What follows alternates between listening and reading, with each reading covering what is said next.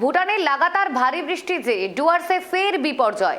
আলিপুরদুয়ারের জেলার জয়গাগামী প্রধান সড়কে গোবরজদি নদীর ওপরে থাকা ডাইভারশন সেতুটি শনিবার রাতে প্রবল স্রোতে ভেঙে পড়ে।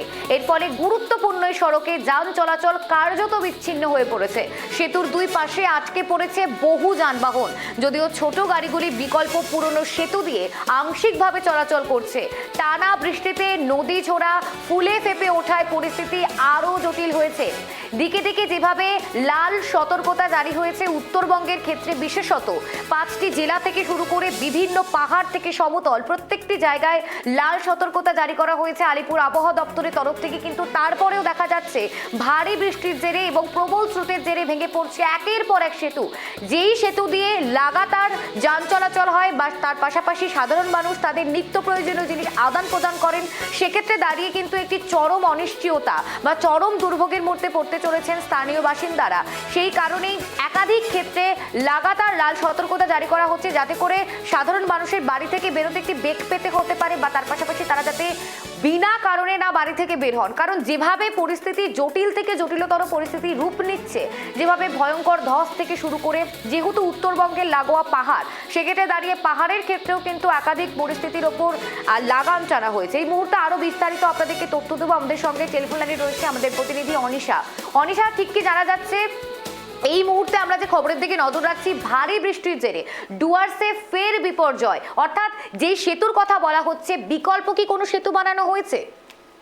একদমই সুপ্রিয়া, তোমাকে জানিয়ে রাখি যে গতকাল রাত থেকে উত্তরবঙ্গের বিভিন্ন জেলাতে ভারী বর্ষণ শুরু হয়েছে এবং যার ফলে জনজীবন কিন্তু বিপন্ন হয়ে পড়েছে। একাধারে যেটা দেখা যাচ্ছে যে পাহাড়েও কিন্তু বৃষ্টি হচ্ছে এবং যার ফলে পাহাড়ের যে নদীগুলো রয়েছে সেই নদীগুলো আচমকাই জল বেড়ে যাওয়াতে কিন্তু একদমই যেটা দেখা গেল যে যে ঝোড়াগুলি রয়েছে এবং তার উপর দিয়ে যে ডাইভারশন গুলো রয়েছে সেখান দিয়ে কিন্তু একাধারে জল বয়ে চলছে এবং যার ফলে কিন্তু এই যে বিভিন্ন ডাইভারশন ক্ষতির মুখে পড়েছে এবং ডাইভারশনের উপর দিয়ে জল যাচ্ছে এবং যার ফলে ডাইভারশনের একাংশ ভেঙে গিয়েছে এবং কোথাও দেখা যাচ্ছে যে ডাইভারশনের উপর দিয়ে জল যাচ্ছে। সেই কারণে বিভিন্ন রাজ্য সড়ক, জাতীয় সড়কে কিন্তু বর্তমানে যোগাযোগ বিচ্ছিন্ন হয়ে রয়েছে আলিপুরদুয়ার জেলার বিভিন্ন এলাকাতে। এবং যেমনটা দেখা যাচ্ছে যে ভারত ভুটান সীমান্ত শহর জয়গার যে সড়ক পথ রয়েছে, অর্থাৎ ভুটানে যাওয়ার যে সড়ক পথ রয়েছে, সেখানেও কিন্তু যোগাযোগ সম্পূর্ণভাবে বর্তমানে বিচ্ছিন্ন হয়ে রয়েছে। এবং তোমাকে আরেকটা বিষয় জানিয়ে রাখি, আজ যেহেতু রবিবার, সাধারণ যারা চাকরিজীবীরা থাকেন তারা কিন্তু চেষ্টা করেন সপ্তাহের একটা দিন ছুটি কাটাতে একটু পাহাড়ের দিকে যাওয়ার বা পার্শ্ববর্তী দেশ ভুটান থেকে ঘুরে আসা। কিন্তু সেক্ষেত্রে দাঁড়িয়ে থেকে কিন্তু আজকের এই যে ঘটনা, তাতে কিন্তু তাদেরও একটু সমস্যার সম্মুখীন হতে হচ্ছে। এবং অপরদিকে যদি আমরা দেখি আলিপুরদুয়ার শহর, এবং আলিপুরদুয়ার শহরে কিন্তু একাংশ জলমগ্ন হয়ে রয়েছে এবং যেমনটা দেখা গেল যে আলিপুরদুয়ার পৌরসভা 2, 4, 5, 8, 9 এবং 16 ও 17 নম্বর ওয়ার্ডে কিন্তু জলযন্ত্রণায় রয়েছে সাধারণ মানুষ।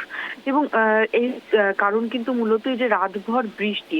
এবং তোমাকে আরো একটি বিষয় জানিয়ে রাখি সুপ্রিয়া, যে সকাল থেকে কিন্তু লাগাতার বাজ পড়েছে এবং যার ফলে কিন্তু বহু মানুষের বাড়িতে, অর্থাৎ অনেকের বাড়িতেই কিন্তু যেমনটা দেখা গেল যে বিভিন্ন ইলেকট্রনিক যে যন্ত্রপাতি রয়েছে সেই সমস্ত যন্ত্রপাতি কিন্তু নষ্ট হয়ে গিয়েছে। সুপ্রিয়া।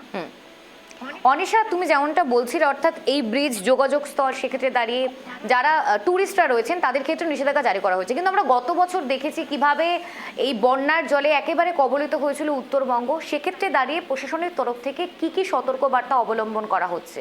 একদমই দেখো, প্রশাসনের তরফ থেকে কিন্তু গাড়িতে গাড়িতে অ্যানাউন্সমেন্ট করা হচ্ছে তারা যেন সাবধানতা অবলম্বন করে, কেননা আচমকাই বৃষ্টি এবং তারপর হরপা বান যেমনটা দেখা যায় পাহাড়ি অঞ্চলগুলোতে, এবং যার ফলে এই এই সমস্ত কারণের ফলে যাতে কোনো রকম ক্ষতির সম্মুখীন না হতে হয়, সেই কারণে কিন্তু পুলিশ প্রশাসনের তরফ থেকে কিংবা প্রশাসনের তরফ থেকে ক্রমাগত তাদের সতর্কতা জারি করা হচ্ছে এবং তারা কিন্তু ময়দানে রয়েছেন, সাধারণ মানুষের অসুবিধা দেখছেন এবং তাদেরকে সহযোগিতার হাত বাড়িয়ে দিয়েছেন। সুপ্রিয়া। বেশ, ধন্যবাদ অনিশা।